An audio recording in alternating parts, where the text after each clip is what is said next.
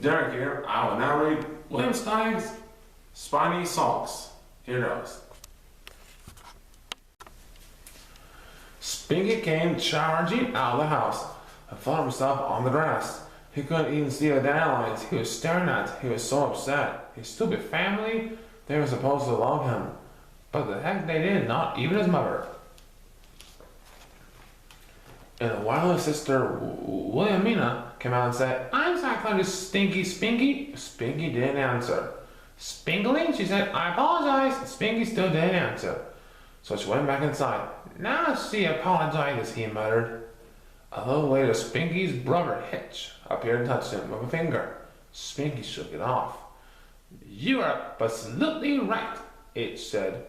"I looked it up. Philadelphia is the capital of Belgium." Spinky turned his back. His brother's slimy voice was more than he could bear. "Spink, it's lunchtime," said Hitch.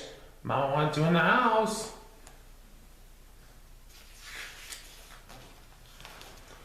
Instead of answering, Spinky went and climbed a big tree. His parents were watching from the window. "Poor kid, he's so sensitive," said his mother. "I better talk to him, Harry." "Ruby, don't," his father said. "He needs to simmer down. He's got no reason to sulk."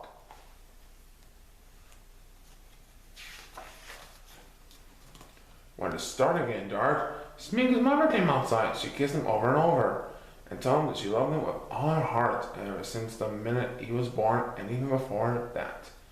Then she covered him with a blanket and kissed him again, and it was no fake kiss. But Spinky lay there like a stone. He wasn't interested in kids that came too late. The next morning, when Spinky's father left for work, Spinky was nowhere in sight.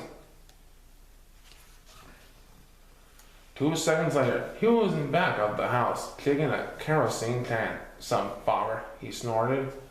At noon, Spinky's mother brought him a tray. Spinky didn't even look at her. All of a sudden, they're being nice, he thought. When she came back, the tomato soup and the asparagus were still there, but the colors and the grapes were gone.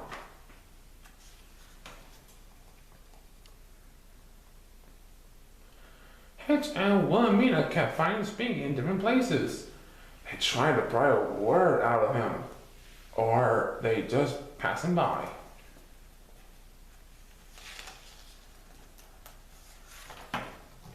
Hitch got down on his ugly knees once and begged to be forgiven for anything he had ever done that Spinky took exception to. This only made Spinky love him all the more.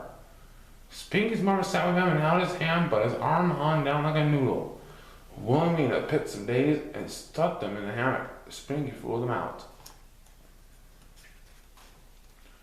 Around 4 o'clock, a circus parade came marching by. "Look," Spinky's mother cried, "clowns, elephants," but he wouldn't even glance in that direction. What a family. First they ruined his life, then they expect him to watch a parade.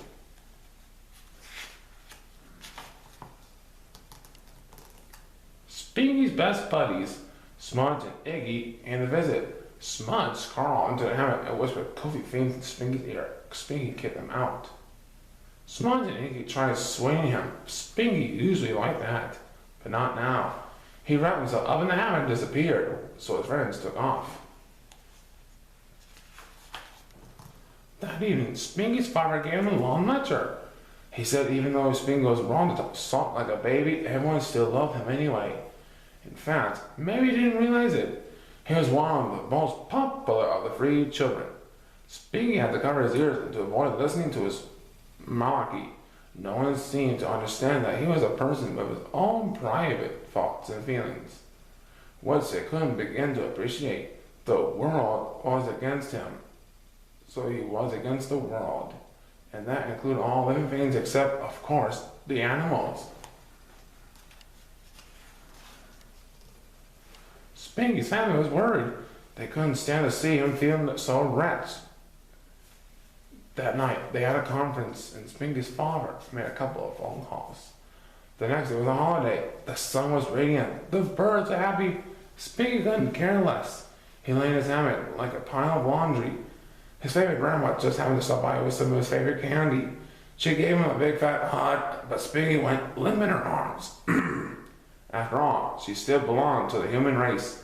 for which he no longer had any use. Just in a circus thought happened to come prancing across the lawn with a sign saying, "We love you, Spinky." The clown winked, reached into Spinky's pocket, and pulled out a triple dip ice cream cone, pistachio, banana, and chocolate chip. Spinky had to laugh, but then he saw his father smirking and got the picture. The clown had been hired to cheer him up. Well, it wouldn't work.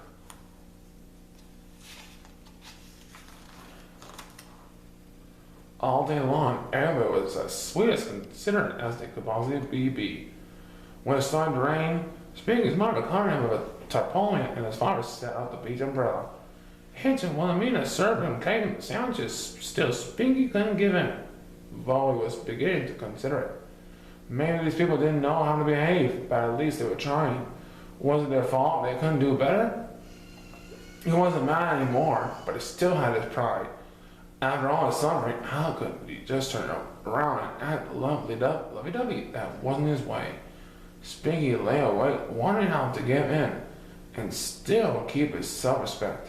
He decided he would take them by surprise. Before dawn, he stole him to the house and tiptoed about, very busy with secret business.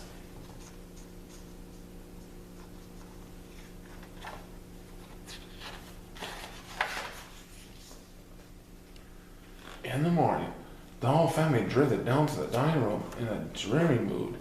Laid out before them was a splendiferous feast, and there stood a Doris clown inviting them to join him. Of course, they knew who it was. They laughed so hard it was a long time before they could stop. After that, Spinky Sammy was much more careful about his feelings. Too bad they couldn't keep it up forever. The end.